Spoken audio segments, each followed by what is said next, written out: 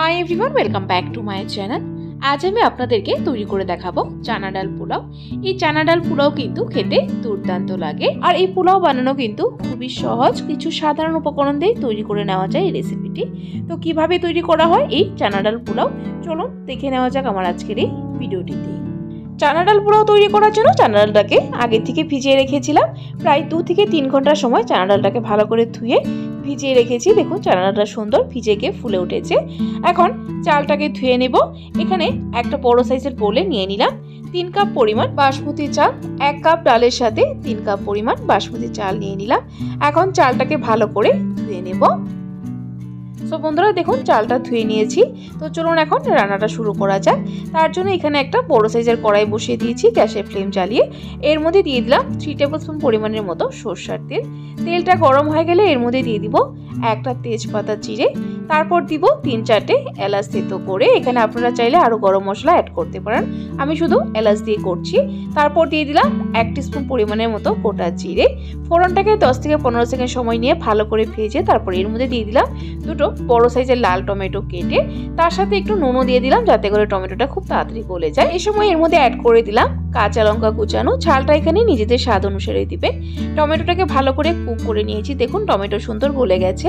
এখন এর মধ্যে অ্যাড করলাম কিছু গুঁড়ো মশলা। দিয়ে দিলাম 1 টিস্পুন পরিমাণ হলুদ গুঁড়ো, 1 টিস্পুন পরিমাণ ধনে গুঁড়ো, 1 টিস্পুন পরিমাণ জিরে গুঁড়ো, আর দিয়ে দিলাম 1 টিস্পুন পরিমাণ লাল লঙ্কা গুঁড়ো। তারপর অল্প একটু কস্তুরি মেথি দিয়ে দিলাম, প্রায় 1 টেবিল স্পুন পরিমাণের মতো। কস্তুরি মেথিটাকে দিয়ে ভালো করে মশলাটাকে কষিয়ে নেব।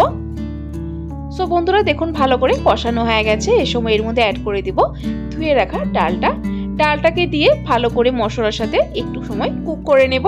1 থেকে 1.5 মিনিট সময় কুক করলেও হবে। এই সময় এর মধ্যে ধনেপাতা কুচানো অ্যাড করে দিলাম। ভালো করে দেখুন কষানো হয়ে গেছে ডালের সাথে মশলাটা। এখন এর মধ্যে অ্যাড করে দিব ধুয়ে রাখা চালটা। সো বন্ধুরা চালটা অ্যাড করে দিয়েছি। এখন ভালো করে সবকিছু একসাথে মিক্স করে নেব। তো বন্ধুরা ভালো করে মিক্স করা হয়ে গেছে। এখন এর মধ্যে অ্যাড করব জল। এখানে 3 কাপ চাল আর 1 কাপ ডালের সাথে প্রায় 5 কাপ জল অ্যাড করে দিলাম।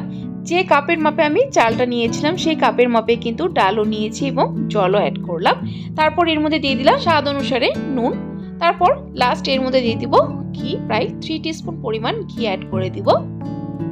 সো বন্ধুরা ঘি দিয়ে দিয়েছি। এখন সবকিছু একসাথে ভালো করে আরেকবার মিক্স করে নেব। সো দেখুন বন্ধুরা সবকিছু একসাথে ভালো করে মিক্স করে নিয়েছি। এখন ঢাকা দিয়ে হাই টু মিডিয়াম ফ্লেমে কুক করব। যতক্ষণ না ডাল আর চালটা 80% সেদ্ধ হয়ে যাচ্ছে ততক্ষণ অবধি কুক করব, আর মাঝে 1-2 বার নেড়ে চেড়ে দিতে হবে। সো বন্ধুরা এখন ফিরে আসি ডাল আর চালটা সেদ্ধ হওয়ার পরই। সো বন্ধুরা প্রায় 15 মিনিট হয়ে গেছে। 15 মিনিট পর ঢাকনাটা তুলে দিচ্ছি। দেখুন বন্ধুরা জলটা কিন্তু একদমই শুকিয়ে গেছে, একটুও জল নেই, আর চাল ডালটা কিন্তু প্রায় 80% সেদ্ধ হয়ে গেছে। এখন একবার ভালো করে একটু হালকা হাতে নেড়ে চেড়ে নেব। তারপর এর মধ্যে দিয়ে দিব 1 টিস্পুন পরিমাণ চিনি। পোলাও একটু মিষ্টি হলে খেতে ভালো হয়। তারপর চিনিটাকে দিয়ে ভালো করে নেড়ে চেড়ে মিক্স করে নেব। এখন গ্যাসের ফ্লেম বন্ধ করে ঢাকা দিয়ে প্রায় 10 থেকে 15 মিনিটের জন্য স্ট্যান্ডিং টাইমে রেখে দেবো। 10 মিনিটের জন্য স্ট্যান্ডিং টাইমে রাখলে কি হবে, পোলাওয়ের উপর যে একটু ভিজে ভিজে ভাব আছে সেই শুকনো হয়ে যাবে, আর চালটাও সুন্দর সেদ্ধ ঝরঝরে হয়ে যাবে।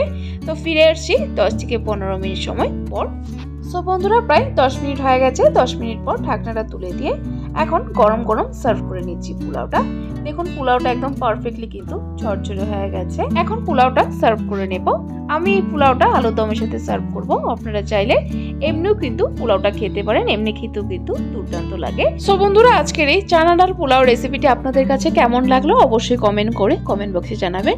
আর যদি রেসিপিটি ভালো লেগে থাকে তাহলে কিন্তু একটা অবশ্যই লাইক দিয়ে দিবেন। আরও এরকম নিত্য নতুন রেসিপির আপডেট পাওয়ার জন্য আমার চ্যানেলটাকে সাবস্ক্রাইব করে দিবেন। সাবস্ক্রাইব করে পাশে থাকা বেল আইকনটা ক্লিক করে অল করে দিবেন, তাহলে আমার চ্যানেলে যখনই কোনো নতুন রেসিপি আসবে নোটিফিকেশন আপনাদের কাছে পৌঁছে যাবে। ভিডিওটি যদি ফেসবুক থেকে দেখছেন তাহলে পেজটিকে ফলো করে দিবেন। ভিডিওটি সম্পূর্ণ দেখার জন্য অসংখ্য ধন্যবাদ। ভালো থাকবেন, সুস্থ থাকবেন।